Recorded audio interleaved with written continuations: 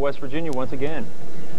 Kerry, this was a tough one to watch. West Virginia just did not make the big plays when they needed to. They did just enough to stay in this thing and tease the fans, but they could never quite get over the hump. Let's go to the highlights of the Carquest Bowl. West Virginia against Georgia Tech. Mountaineers storming out in their home blue. They were the unofficial home team.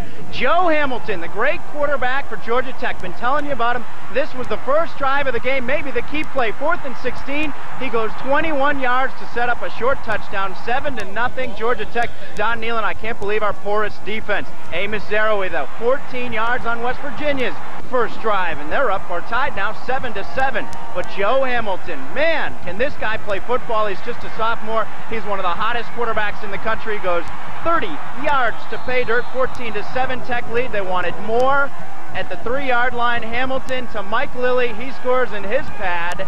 28-14 at the half. Georgia Tech. West Virginia strikes back in the second half. Bulger, receivers to each side.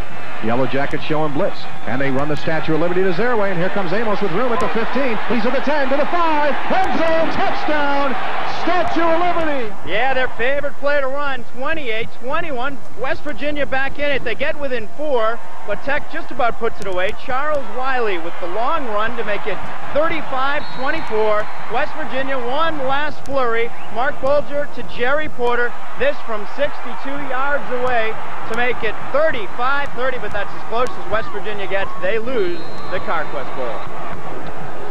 Came out losing in, that's all I can say, really. It's disappointment, you know. Disappointment. Coach, you battled. You battled. Yeah, we battled, but we don't make plays when we have to. Interceptions in our hands for touchdowns.